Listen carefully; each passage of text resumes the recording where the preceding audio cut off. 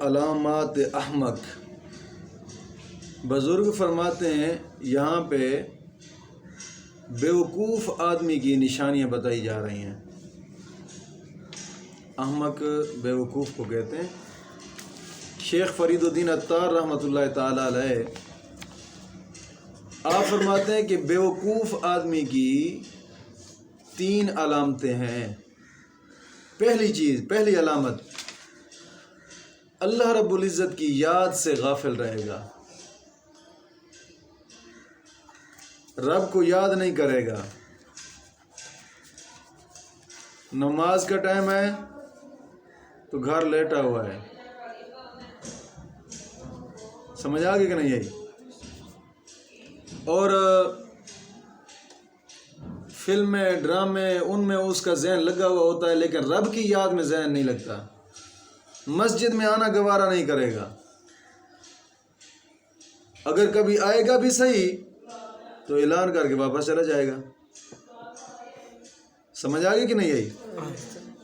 تو بیوقوف آدمی کی پہلی علامت رب کی یاد سے غافل ہوگا.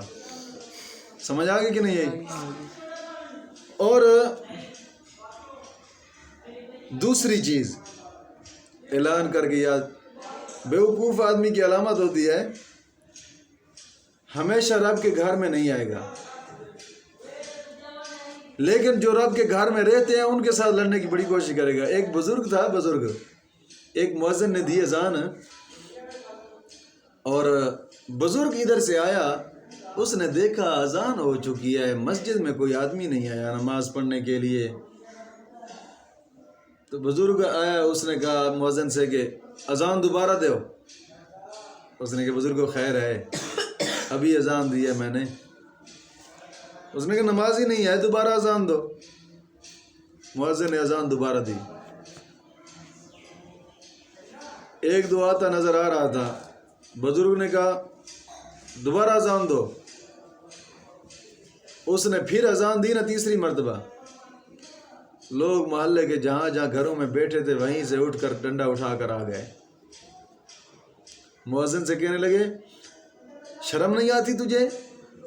تیسری مرتبہ تو اذان دے رہا ہے، کیا تیرا عقل نہیں ہے؟ تو بیوقوف ہے، ذہن تیرا کام نہیں کرتا. بزرگ نے کہا عقل تو اس کا ہے. ایک مرتبہ اذان دی تو تم مسجد میں نہیں آئے، دوسری مرتبہ اذان دی پھر بھی نہیں آئے، تیسری مرتبہ اذان دیے تو لڑنے کے لیے آ گئے لیکن نماز پڑھنے کے لیے نہیں آئے. آپ لوگوں سے بڑھ کر کوئی بیوقوف ہے کہ جو لڑائی کی خاطر تو آ جائے لیکن نماز پڑھنے کے لیے، رب کو یاد کرنے کے لیے نہ آئے؟ اس سے بڑا بیوقوف کون ہے؟ تو بیوقوف شخص کی پہلی علامت یہ ہے کہ وہ ہمیشہ رب کی یاد سے غافل ہوگا، بے نمازی ہوگا، نماز سے دور رہے گا، دین سے دور ہوگا، دین کی باتیں سننا گوارا نہیں کرے گا. پہلی علامت بیوقوف کی. بات سمجھ آ گئی کہ نہیں آئی؟ دوسری علامت یہ ہے زیادہ بولے گا. ہاں، کوئی بات ہو نہ ہو وہ بولتا ہی بولتا رہے گا. یہاں زیادہ بولنے سے مراد یہ ہے کہ دنیا کی باتیں زیادہ کرے گا. دین تو جتنا زیادہ کرے گا، یہ تو رب کی یاد ہے، یہ تو عقل مند آدمی کی علامت ہے. جتنا بولتا جائے گا دین میں، رب کی عبادت کر رہا ہے. بس نہیں سمجھ آئی؟ زیادہ بولے گا، دنیا کی گفتگو کرے گا، کسی کے گلے شکوے کرے گا، بہت زیادہ بولنے کی کوشش کرے گا. وہاں چوکئی ادھر کھڑا ہو گیا، وہاں چوکئی ادھر کھڑا ہو گیا، ادھر چوکئی ادھر کھڑا ہو گیا. وہ بولتا رہے گا. دنیا کی باتیں، گلے شکوے، لوگوں کی غیبت، اپنی نیکیاں برباد، سب کچھ برباد ہوگا. بات نہیں سمجھ آئی؟ بزرگ فرماتے ہیں ایسا شخص جو پشت کے پیچھے لوگوں کے گلے شکوے غیبت کرتا ہے، وہ اپنی آخرت کے ساتھ دشمنی رکھتا ہے. بات سمجھ آ گئی؟ یہ دوسری علامت ہے کہ بہت زیادہ دنیا کی باتیں کرے گا. اور تیسری علامت بیوقوف کی یہ ہے کہ عبادت میں سستی کرے گا. نماز کا ٹائم ہوگا، او ہو یار میرے تو کپڑے خراب نے، ہوں تو میں نماز نہ پڑھ سکتا. سمجھ آ گئی؟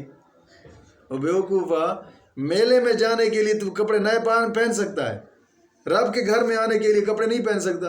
چلو بالفرض کپڑے خراب بھی ہیں تو نماز کا ٹائم چوکھا 5 منٹ ہوتا ہے، 3 گھنٹے تو ہر نماز کا ٹائم ہوتا ہے زیادہ سے زیادہ، تو کم از کم 3 گھنٹوں میں کپڑے تبدیل نہیں ہوتے۔ جان بوجھ کر سستی ہے، یا کہے گا مجھے نیند آنے لگی، میرے جسم میں درد ہے۔ تو بیوقوف آدمی کی یہ 3 علامات ہیں۔ پہلی چیز اللہ کی یاد سے غافل ہوگا، دوسری چیز دنیا کی باتیں زیادہ کرے گا، تیسری چیز عبادت میں ہمیشہ سستی کرے گا۔ بزرگ اب نصیحت کرتے ہیں، آپ فرماتے ہیں کہ میرے پیارے بیٹے، جاہل اور بیوقوف آدمی کی طرح مت رہے، کسی وقت اللہ کی یاد سے غافل نہ ہوا کر، کسی وقت بھی۔ سمجھ آ گئی نا؟ کیونکہ بیوقوف اور جاہل آدمی بھی رب کی یاد سے غافل ہو، اور تو بھی رب کی یاد سے غافل ہو، اور تیرے اور پھر اس کے اندر کوئی فرق ہے؟ نہیں ہے فرق۔ بات سمجھ آ گئی کہ نہیں آئی؟ اب دوسری آپ نصیحت فرماتے ہیں، آپ فرماتے ہیں کہ جو شخص خدا کی یاد سے غافل ہو جائے نا، وہ ہمیشہ برے راستے پر چل پڑتا ہے آٹومیٹک۔ رب کی یاد سے غافل ہوا تو آٹومیٹک دوسرے راستے پر چل پڑا۔ اور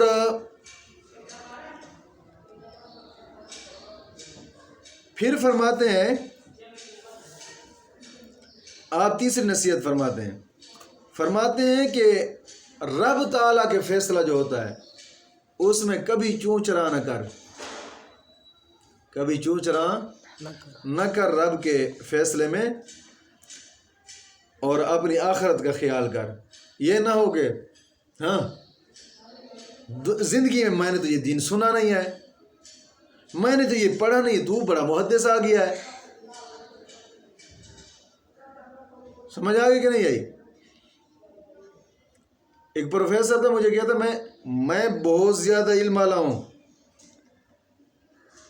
میں اتنا پڑھا ہوں جتنی آپ کے پاس تعلیم نہیں ہے، اتنا میں پڑھا ہوں۔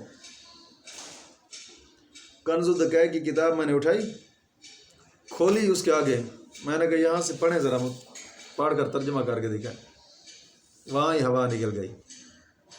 تو جو کہتا تھا کہ میں اتنا پڑھا ہوں، میں اتنا کیا پڑھا ہے تو یار؟ قرآن کھول کر اس کے سامنے چلیں جی ادھر سے ترجمہ کریں، ترجمہ کرنا نہیں آتا، کیا پڑھا ہے تو؟ دیکھ کر پڑھنا صحیح طریقے تلفظات کے ساتھ نہیں آتا، کیا پڑھا ہے تو؟ میں جی بڑا پڑھا ہوں۔ ایسی تعلیم پر بھی ہم لعنت بھیجتے ہیں کہ جو دین سے غفلت کر دے، دین سے غافل کر دے۔ تو بات سمجھ آ گئی کہ نہیں آئی؟ اور رب کا جو فیصلہ ہو اس میں چوں چرا نہ کی جائے، ہمیشہ سر خم کر کے مان لیا جائے، سر خم کر کے مان لیا جائے رب کے فیصلے کو، بس۔ اور یہی انسان کا حق بنتا ہے، آدمی کا۔ بندہ اگر بندہ بننا چاہے تو اس کا یہی حق ہے کہ جو رب کا فیصلہ ہو اس کے آگے سر جھکا لے، بس مجھے میرے رب کا فیصلہ منظور ہے۔